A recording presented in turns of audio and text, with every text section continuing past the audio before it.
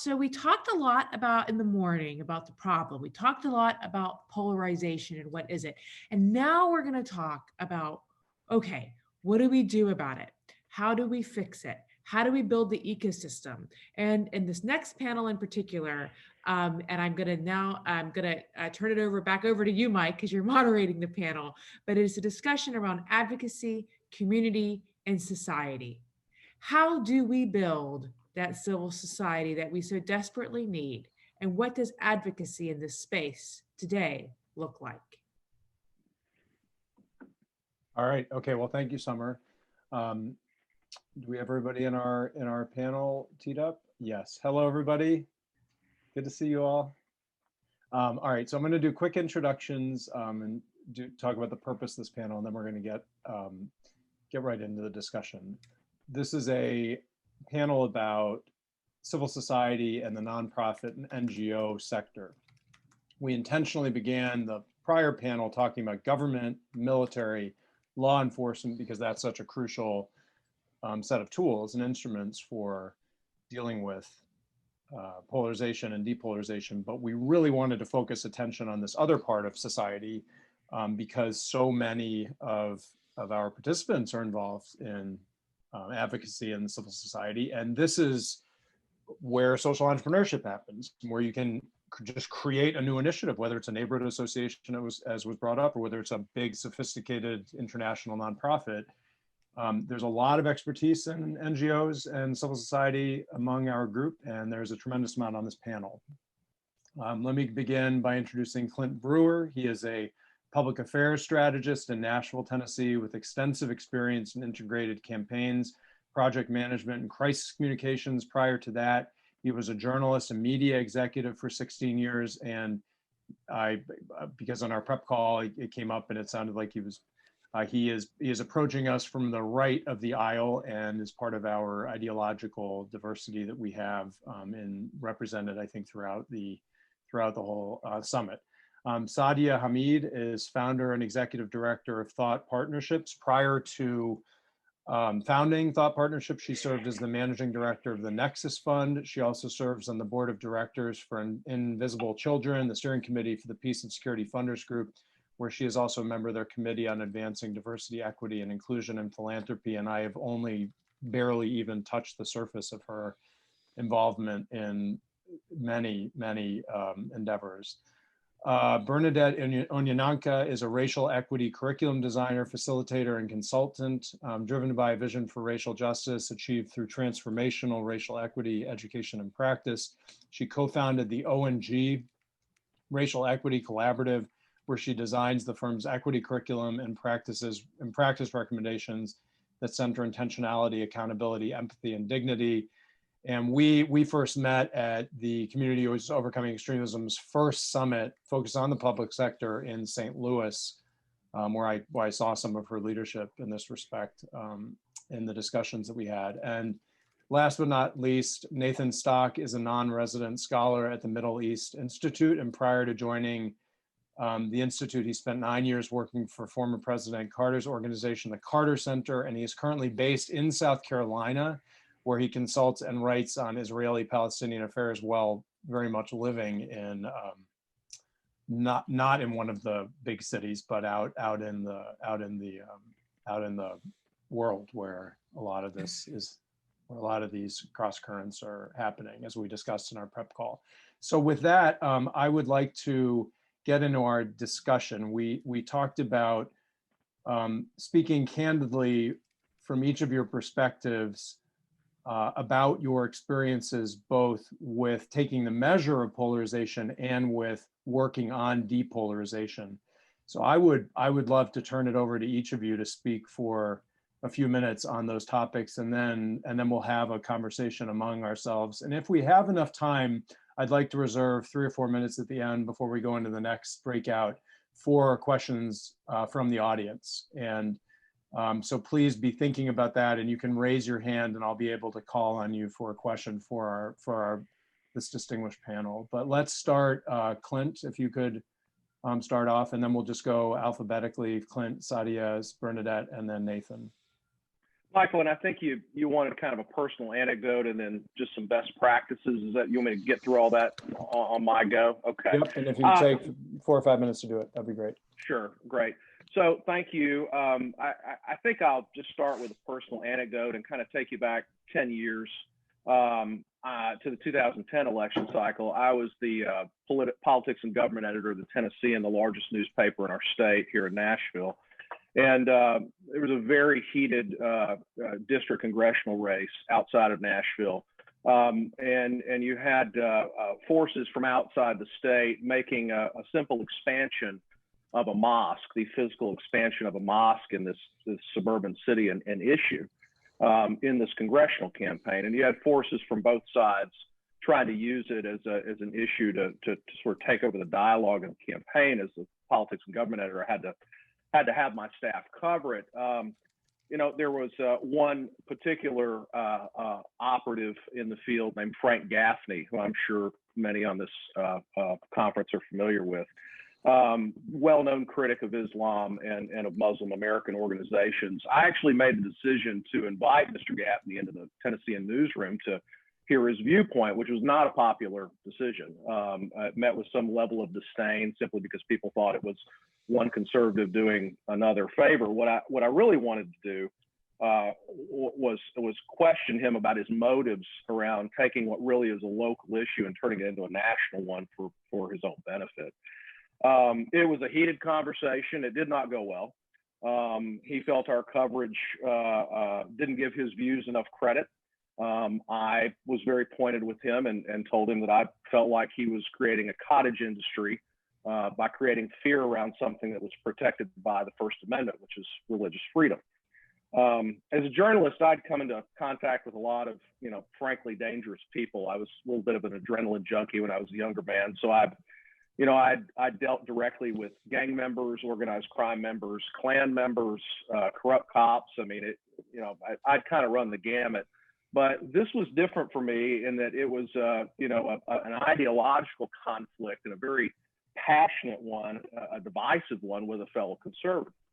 So, the lesson that I took away from that, and that is a bit of an extreme example, is, the importance of getting outside of your comfort zone. And that's what I'll kind of give you 3 things to think about for NGO work or advocacy work is getting outside of that comfort zone. The first thing I'd encourage the leaders on this conference to do and their staffs to do is make friends and find peers across the ideological aisle. If you're talking to the same 100 people every week, you're going to have a really hard time changing anything. You're just going to reconfirm what you already think. And I'd encourage you to do the hard work of getting to know people you disagree with, maybe even people you disagree with vehemently, and build some trust there so you can have constructive disagreements and learn from each other how you arrived at your viewpoints.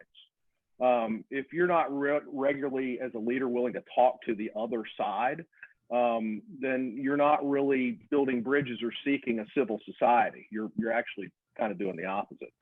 Depolarization really starts with communication and getting to know each other, and you can't achieve depolarization by tweets and op-eds and a lot of the activity that occupies many political spaces. There are boundaries. Certainly would encourage you to put yourself in harm's way or seek relationships with dangerous extremists on either the left or the right or either side of any issue, but start by creating those civil relationships with people you disagree with. Maintain political independence. I think that's a pretty big thing for people in this space in doing this very difficult work. People here are passionate. They have strong viewpoints. And I find that whether it's a left-leaning organization or right-leaning organization, that tends to force them into the narrative of one political party or the other. And I'll just give you a fact and an example I'm sure we're all familiar with. So far, we've counted 155 million votes in the presidential election, and Joe Biden, President-elect Biden, is up by 6 million. So that means if you're talking to one side or the other, you're really not talking to most of them, to many Americans. You're talking to half. If you're limiting yourself to one side or the other, you're leaving people out. So there's a zero-sum game in politics in Washington, and it doesn't work for building a civil society, so don't participate in it. The final thing I'd say, just as a best practice and suggestion, it's something I am really trying to live my life by, is to reject confirmation bias. I think confirmation bias is possibly the single largest thing pulling our society apart. Building a civil society can't mean getting everybody to agree with your view. That's not what it means. If you haven't seen the documentary, The Social Dilemma on Netflix, I'd strongly encourage you to watch it. The richest, largest companies that this world has ever created are pulling apart our people by feeding them things they're already biased to like. So absorb news and content that you disagree with and encourage your staffs to do so. And put yourself in the heads of those you disagree with. Somebody mentioned infotainment. There's infotainment on the left and the right. And I just say, don't participate and find things that really even infuriate you, but seek to understand it and try to absorb that content in an honest way. So I hope that's helpful. Great way to start us off. Thank you, Clint. All right, Sadia, over to you. Thank you so much, and for having me on this panel. So I'm going to try and be as practical and tangible as possible to talk about what we can do in this moment of polarization and around risks of political violence. I'm going to share my perspective on what it means to work as an ecosystem or to take that approach and how you all could use it. And we could spend hours or days working through this model, so just know this is a sampling, it's intentionally brief. So to start off with a little bit of background, I worked on the escalating trends of violence and hate and division in mid-2016, so actually before the current administration came into place. And not having previously studied the trends in the US deeply, I started to work on my own analysis by applying international conflict prevention assessment tools to the US. And so you'll see a very brief sampling of that here. And the reason for that was to try and determine where in the spectrum of inclusive peace to the threats of mass violence might the US actually be, given the current trends we were seeing. And once that was identified, I then started a cross-disciplinary working group between international peacebuilding practitioners and US civil liberty and social justice organizations, which has been ongoing for the last 3.5 years, and our conversations inform much of what I'm going to share with you over the next few minutes. So if we go to the next slide, please, Mary. At the end of 2019, using our collective analysis that had generated over the previous years, we began to outline possible risks and triggers for political violence and to see how these could play out over the course of an election year. This is not a visual that is exhaustive, it's just a sampling. But what you can see is in the highlighted portions that we're at the end of the timeline for the election cycle. However, we continue to be in a moment where there is great risk of violence and deep division, and it's not likely to end come January 20th, regardless of what situation we find ourselves in at that point. And so what I'm going to do is I'm just going to pick one of the risk factors, and I'm going to use that to walk us through what an ecosystem approach to mitigate the risk factor could look like in practice. So if we go to the next slide, please, Mary. So what this is going to show you is that you take that risk factor and you start to break it down and think about what it is you're trying to do about it, which is basically 101 for how civil society and most NGOs determine what kind of advocacy they're going to do. So here I've picked a trigger event saying that the sitting head of state either won't accept the election outcome or may refuse to vacate office, and that their catalyst for escalating tensions towards political violence would be assertions of widespread election fraud by influentials with a call to action to boycott the outcome. And as you've heard from many of our experts earlier today, we are in some form of this as reality right now. So a mitigation approach I could suggest, just coming up with one of what could be dozens, is what would it look like if other influentials were activated at this moment across party lines, across identities, across sectors, calling on their own networks to maintain calm, to respect the process, and to accept the outcome. And so if we move now from that framing to the next slide, what you can see then is, and the desired outcome here would be probably multifold. We're trying to prevent violence. We're trying to preserve fundamental democratic norms. We're trying to create an environment where you can have a peaceful transition of power, as we have been used to historically in the US. So when we look at this ecosystem approach, it is based on the idea of collective action. It's an approach that's used by local peace builders and advocates all around the world in many countries in order to generate what we call multi-stakeholder solutions to complex problems. And I've simplified this process a lot for the sake of time today, but I'm happy to share more details or take a deeper dive with anyone who might want to at a later time. So this is based on the recognition that the underlying drivers of risk are very complex, they're multidimensional in nature, and so your solution needs to be equally multidimensional. It takes a whole of society approach, so looking at multiple sectors coming together to achieve your outcomes. It recognizes that every sector and the actors within them can bring a particular added value, like pieces of a puzzle or parts of mosaic, even if you have differences on a regular basis, that actually working across sectors can help drive forward solutions. It also acknowledges that success is mutually reinforcing. So counter to the competition that we usually feel within civil society, the idea here is that you want all actors to be successful in their mitigation efforts because that is mutually reinforcing. And it's also trying to bring together actors that might otherwise be quite disparate with it together with some kind of shared purpose or outcome. And in this particular mapping, you'll see that in the center of the ecosystem, I have NGO and civil society. And that's based on my place in the sector and the fact that I'm looking at this mapping and this ecosystem. So I want to understand how my actions actually intersect with the actions of all these other sectors. But if you move to the next slide, what you'll see is actually a weighted ecosystem. And this is what your ecosystem approach will look like in reality. That is whether by county, town, city, state, or at a national level, you're going to see that different sectors have a different level of influence. And you're going to start seeing where you might factor into your ecosystem. And in fact, you might not be the center of that ecosystem anymore. You might find yourself as one smaller player in a much larger ecosystem. Sorry, child disaster. But what, okay, freak out softly. Okay, in a minute, okay? But what you can do is you can understand how the influence will come to play vis-a-vis one another and how that should actually be put into practice. Play by yourself. So if we go, life at home with kids and COVID, motherhood Yes. at its best. It's the norm. I just have a background. Otherwise, you'd see basically the same thing here. Okay.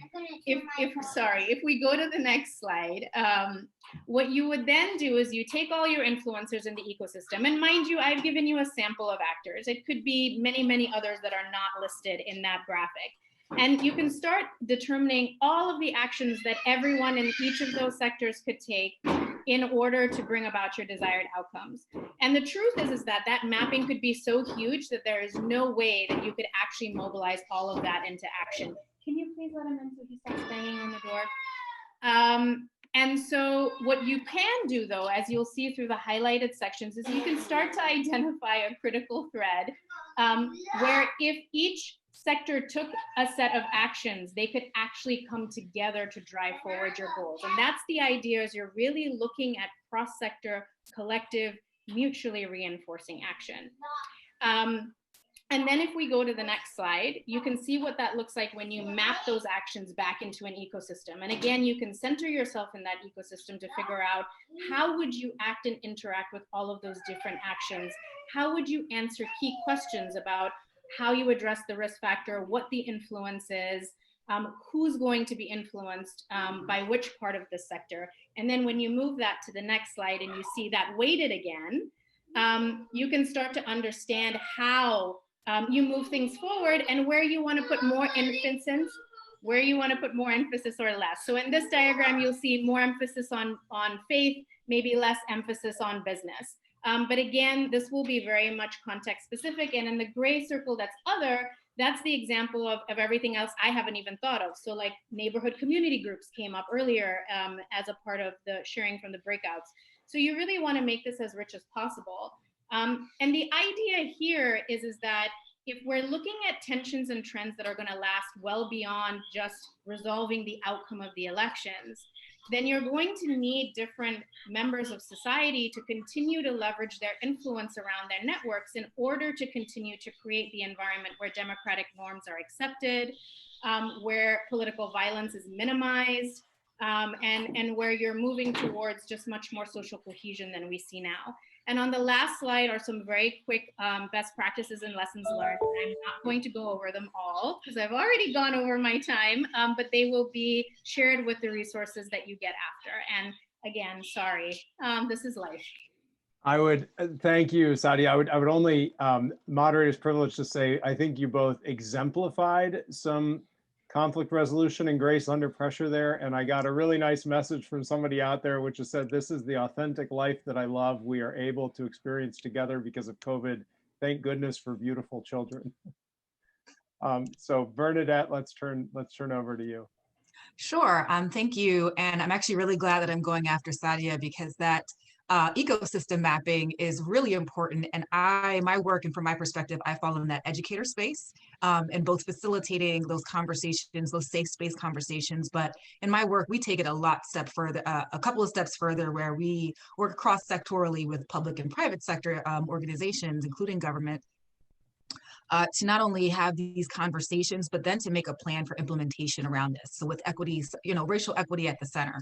But so much of that education really centers and focuses on excavating the narratives that that are part of our socialization and part of how we form our identities, our ideologies, our policies, our practices, and our procedures from an institutional standpoint. And so I have, from a vignette standpoint, I was doing this work a couple of years ago, facilitating a racial equity training series in a very conservative town in Texas.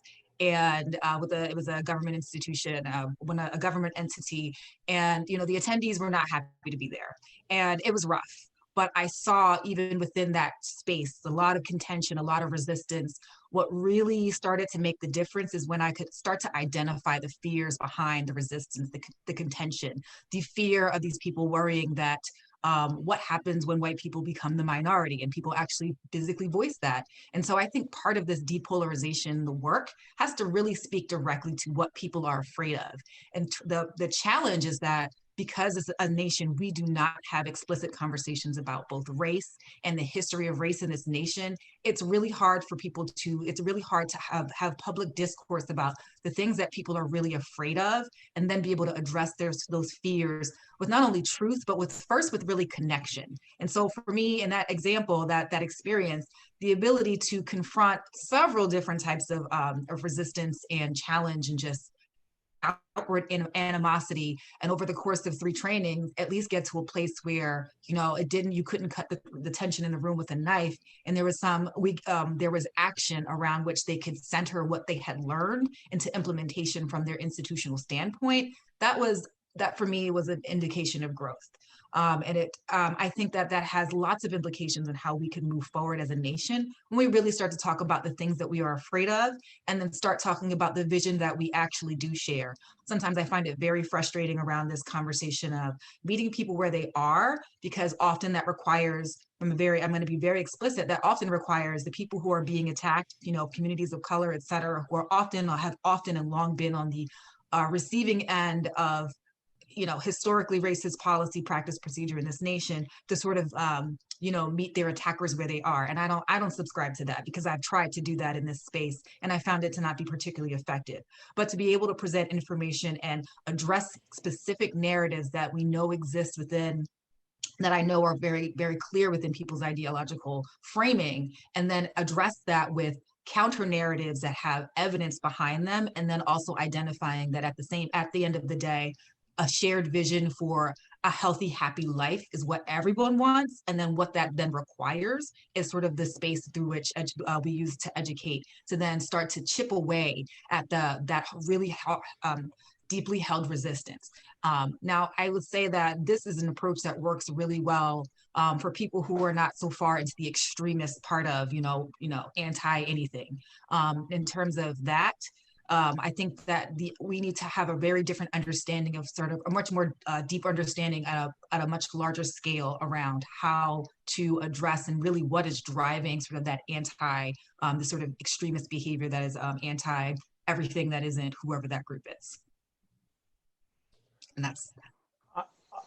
Let me just add that I saw Bernadette, actually do this when you were guiding a discussion at our summit in St. Louis, where it was probably about 40 people. It was pretty crowded. Maybe in my mind it's become more, but it felt like a crowded group of people having a fairly tense exchange about the idea of privilege. And there were some real fears that were surfacing, and the body language was like, I've never seen worse body language among people on all sides, feeling attacked, feeling like they were being called in danger of being called racist, and then other people feeling like they weren't being heard.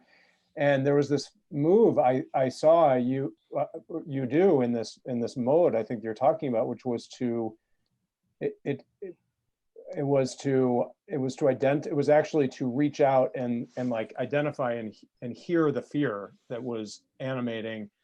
And I remember that you reframed, you said, well, we're not talking about privilege is something that we're asking you to be able to invest. It's not necessarily however you framed it. It was a way that was generous, and it actually relaxed everybody in the room. I remember seeing it. It was quite stunning. And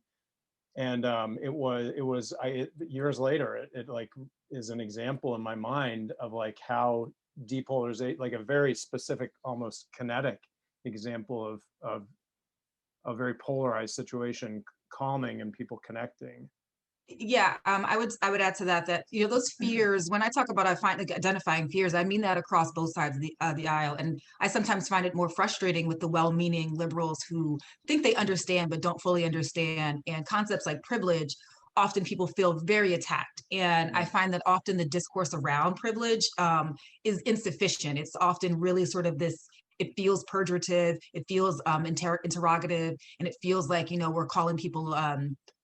Making people feel bad for what they have or who they are. And that's really not the point. And so in my practice, we're really intentional about sort of really identifying what privilege means and what you use it, and making sure that people understand the concept of privilege. So again, we come from a standpoint of educate, agitate, educate, so that people really understand this concept of privilege, and that it's not a thing you can get rid of. It's not a thing that you can, I don't want it, so I'm going to pretend I don't have it. It's a thing that you cannot change, and therefore you should use it to ensure that, while you have that privilege, you can leverage it to make space and make more room for other people's voices, et cetera, to come into the room, to other narratives, et cetera, to add to the narrative of which is often controlled. And often, again, the narratives that stew us in our socialization are really sort of insufficient and based on a mythology of who we are as Americans and who this country has always been,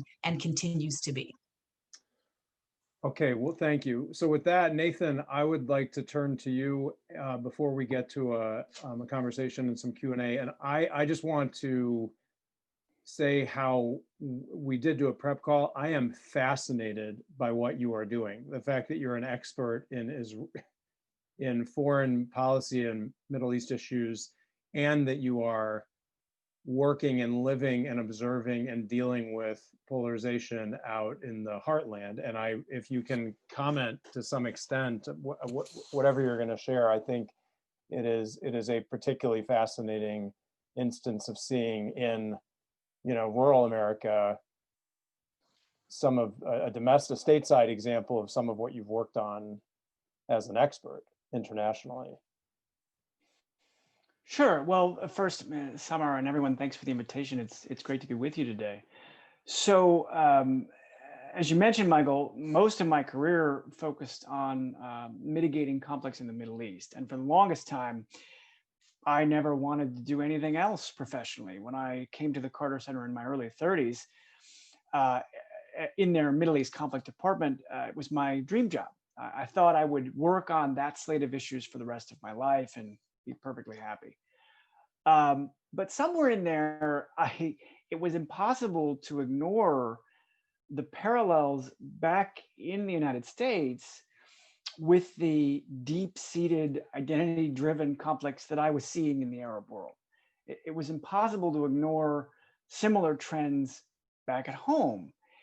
And over time, I felt increasingly like I had to figure out how to shift gears and see if I could apply some of the work I had done abroad to some of these challenges at home. So in the summer of 2017, my wife took a job at a university in the US, and I jumped at the opportunity. I left the Carter Center. I moved from Jerusalem to a small town in South Carolina. And I arrived here in Greenville County, South Carolina, with two key lessons from my time working on Middle East conflicts that I wanted to try to apply in America. The first was preparation is key. There's no substitute for patient, long-term conflict analysis and relationship building. If you're trying to resolve a conflict or bring two parties together, you need to take the time to identify who are the people that need to be at the table, and you need to have built sufficient trust with them that you can convince them to come to the table. Second, conflicts can be prevented. I mean, this might sound commonsensical, but on the one hand, of course, it's difficult to predict the exact nature and timing of events that will trigger violence. But on the other hand, if you're paying attention, it's relatively easy to monitor the underlying contextual factors and grievances that make violence more likely in a society. And if we can monitor these trends, in turn, we can prevent violent conflict. So keeping these lessons in mind, I arrived in small town South Carolina, and I put together a pilot proposal for a project to build a methodology for analyzing social conflicts at the county level in the United States. And I proposed to use the place I now live, Greenville County, South Carolina, as my first test case. My theory was that, especially if I worked locally, and if I had a good amount of time, a year, to do the preparatory work, to build relationships, to identify local influencers, left, right, and center, that I could bring people together around a minimum agenda of preventing violence. Half of the challenge that I was wrestling with, and I see this in other dialogue initiatives around the United States, is how to get the right people to the table. In our polarized context, it's often difficult to convince conservatives to engage in these sorts of exercises because conservatives fear, with some justification, that going to a dialogue is going to entail some liberal telling them to change their minds. So my assumption here was, if I could invest the time and build the necessary trust, at least around an agenda that is pro-democracy and anti-violence, you could bring people together locally and in turn make a given community, or in my case, a county in South Carolina, more resilient to violent conflict. Some are asking me to present on this concept, and I was especially grateful for the invitation because in my experience, this is the first conference I've been asked to speak at to talk about work that I haven't actually done. Everything I just said is somewhat hypothetical because I never found funding to pilot this thing in South Carolina. The thing is, I'm sharing all this because I still believe that the underlying concepts are really valuable. In the last few months, I've been working back with the Carter Center on a kind of emergency response project to try to prevent violence around the November election. We've only had a short amount of time to organize, but we've been trying to set up and identify coalitions of local influencers. We had some success around Charlotte, North Carolina, Raleigh, Durham, Pittsburgh, bring together community and faith leaders, going back to Sadia's comment on ecosystem mapping, who could be pre-positioned to share locally appropriate messages designed to reinforce confidence and credibility in the electoral process and to push back against violence. And considering that we did this work in like 8 weeks, we had some significant successes, but it's also reinforced for me that there's no substitute for the long-term, painstaking retail politics of conflict resolution, where you have to form relationships with people across the aisle who would not otherwise want to come to the table. So that leads to my last 2 points for all of you. As I'm sure other participants have said, I think we have to view America for the foreseeable future as at best a highly troubled democracy. President Biden's election has done nothing to address these underlying challenges in our society. And as Sadia did such a nice job of outlining, we need a holistic, multi-sectoral approach to these problems for decades to come, from government, the private sector, the philanthropic sector, et cetera. And in particular, we need an investment we need space to do the long-term community conflict resilience building work that I think over time can really have a positive impact. So thank you.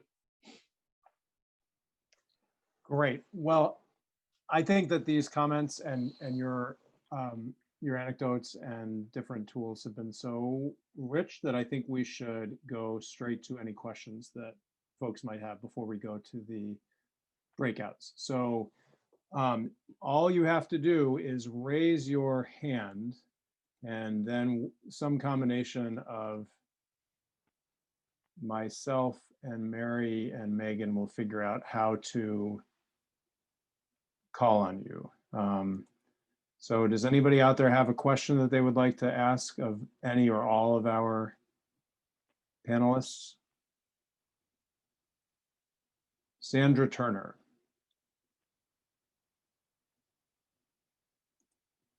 I've asked to unmute you. Okay. Yeah, just unmuted. Yeah, one of the things that kept coming up for me as I was listening to like the various strategies, and actually Nathan, to what you were speaking to, and Sadia, is like, how do you do this work when you're really coming up against such a powerful media environment like Fox News, Tucker Carlson, that, you know, OAN network that's engaging in outright lying propaganda. So is there any way like to connect with that organization, with that media organization? I mean, so that was it. And let me put that in, let me hold that question for 1 minute and see if there are any others that anyone would like to ask, just so we can have a chance to, oh, and you can chat questions if you're more comfortable also. So Sandra, we have a question about how to address directly the news organizations that are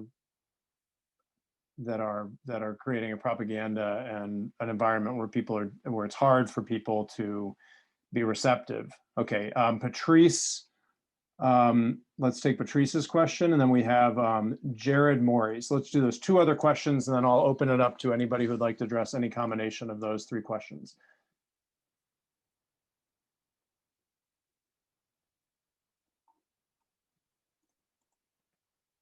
Can we,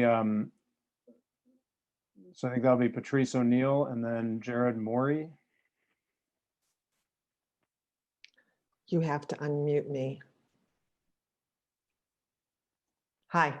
So I wanted to ask Sadia about the set of actors that are needed to counter political violence. And if you could expand upon that a little, these larger bubbles, and how you perceive them and how we could look at them in a different way. You see faith leaders as representing a larger bubble, government, business. Do you think that we have adequate strategies in this arena? And should we be developing more strategies to reach out to these sectors? Thank you. Great question. And then I'm going to take one more from Jared, and then we have 7 more minutes in our session, and I'd like to go through everyone's answers to any and all of these questions. So Jared. All right, good afternoon. Thank you. My name is Jared Morey. I'm with the Minnesota Council of Churches, and my question stems from Nathan's comment about how once you had the idea for how to figure out how to engage in depolarization within your community, how funding for it was the big challenge.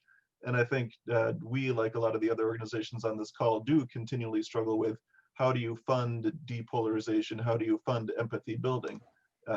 Like a lot of us, the Minnesota Council of Churches does a lot through respective structured dialogue. And I just wonder if you'd like to comment on how you find the resources to be able to do this sort of work on the ground. Okay, so let's start. Any of our panelists who'd like to start with any or all of those questions. Sadia, maybe you should go first because there was one that was directly addressed to you, and let's try everybody to keep your answers pretty direct, because we're supposed to shuttle right into the breakouts at 1:45. Great, thank you. Yes, so maybe just on the one around sort of the media environment. I mean, I think that you bring up something that's really important, because the media environment is also polarized, and that means that people are consuming their news sources from outlets that they trust, and those outlets tend to continue to feed information that becomes a bit of an echo chamber. And so there are a lot of efforts that are underway to try and engage directly with those outlets, sort of to inform them about best practices, at minimum fact checking, how to get more commentators from diverse perspectives to be invited, in to offer commentary. And one of the members of our community of practice that you'll hear from next, Rachel Brown at Over Zero, I mean, they have an entire toolkit around strategic communications, how you can counter message. And I think you need to look at the news environment as just being a 24/7 cycle of lots of different mediums. And so news and Fox News is one, but actually in a particular county, town, or locality, it may or may not be Fox News. It might be your neighbor's social media feed. And so I think a little bit of addressing that is actually about trying to figure out at what level are you trying to address it and towards what constituency.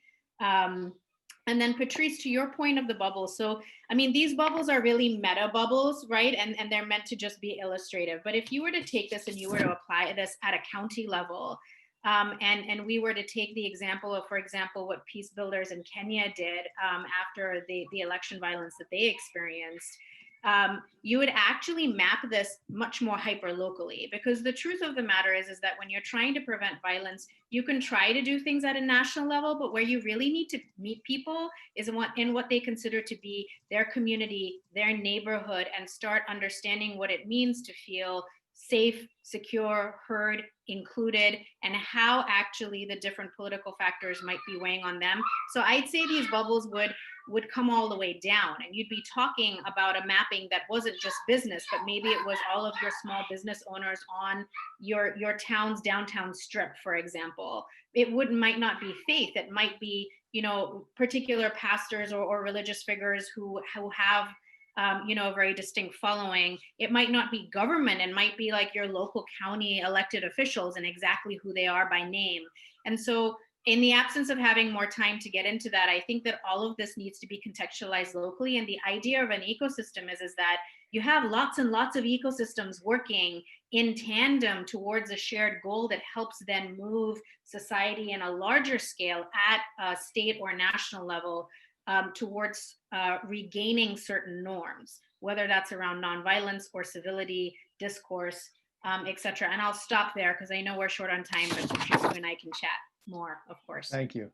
We'll go a little bit over, but I want to follow the kind folks who are telling me to keep to our schedule. So can we, Bernadette, or Nathan, Clint, in any order, if you'd like to tackle any or all of those questions in a minute or so? I can address just a small piece on the funding question from Jared. Okay. But apparently I'm not a very successful fundraiser, so I don't assume I'm an expert. I think the larger message here is the philanthropic industry in the United States needs to prioritize this. If you go to Israel, Palestine, one thing that both sides there agree on is that they're in a conflict zone, and there are tons of resources put into that context for conflict resolution work. Unfortunately, we need to look at the United States as somewhat similar. We need an investment in resources the likes of which we've never seen in this kind of work. And I'm hoping that now that we're past the election, there will be more resources freed up for that. I want to correct myself. I thought that there was a breakout after this. There's not. There's one after the session after this. So everybody, if you can store up your pent up burning questions and thoughts and contributions. Okay, Bernadette, Clint, other thoughts in response to the questions? And I have two. Sorry. Just really quickly, I actually really appreciate what Nathan said about the need for philanthropy. I think that larger institutions like the Fetzer Institute can have a really influential role in influencing other philanthropies. The sector itself is sort of really long overdue for an overhaul in sort of what they fund and how they fund, from a justice standpoint, from a racial equity standpoint, and really from a being effective standpoint and like systems and structural change. And as an industry, they have done this work before, and so I think it's time. Again, it's about this narrative, right? People seem to think that the things that happen in Syria can't happen in America, while we have like the most armed populace in the nation, and a social tinderbox full of all manner of things. And so I think I'll echo what Nathan says, and the need for like real serious turnaround from philanthropy to invest in sort of these deeply important issues that have real life implications and really scary implications if we don't.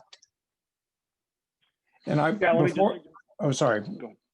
Well, let me just call out a couple of messages that I've gotten, just because they may play, Clint, into what you say, and also Bernadette. So there's an anonymous message that came across to me that says, to Bernadette, I really appreciated your way of identification of problematic narratives, and was curious, where are you seeing some of these narratives detailed out, especially interested in social media analyses on this? Okay, just one comment that I just got. And then there was another interesting question from Jonathan Stray, which says, as a civil society professional, I am surrounded by liberals. How do I open conversations about depolarization with folks who feel any sympathy with the other side is tantamount to supporting fascism? So Clint, let me just, and if you close with your thoughts, and then Bernadette and Sadia, you have one other thing you'd like to say. Maybe we try to get through this fairly quickly, but Clint? Sure, it's a lot to tackle. I'll try to be fast. Sorry. On the reaching out to the other side and your peers thinking they're fascists, I just think that's a point of personal, I don't know what to call it. You got to have the fortitude to just do it. I mean, if you get criticism, you get criticism, but until people start reaching across, nothing's really going to happen. So I would just say you're just going to have to suck it up and do it. The other part is, I'll give you a report from the right, sort of, on Fox News, whether it's Fox News or MSNBC or whoever. I think you can reach out to those news organizations. I think you can, to somebody's point, employ some high-level comms tactics and get them to listen to you about what's fair and what's not. Right now, Republicans and conservatives are incensed with Fox News, and they feel like that the journalism side of the newsroom, the reporters, the anchors, have abandoned President Trump and have gone left, which is kind of silly, but that's how they feel in a lot of corners, while the pundits and the commentators are continuing to stay to the right. So there's a divide in that newsroom, or a perceived one. So I think you can get people to listen with the right tactics. Final thing I'll say, and it really has been discussed in earlier panels. You talk about agreement on the left and the right about these issues. One of the things you hear both people on the left and the right agree about is the need to regulate these large consumer internet platforms. They feel that way for different reasons, but it's a point of agreement, and it's something that needs to be discussed. It's probably odd to hear a conservative talking pro-regulation, but at some point, Facebook, Google, et al. Are going to have to bring a level of corporate citizenship to their stewardship of the American dialogue that they do not do right now. And so that might be a place for everybody to start.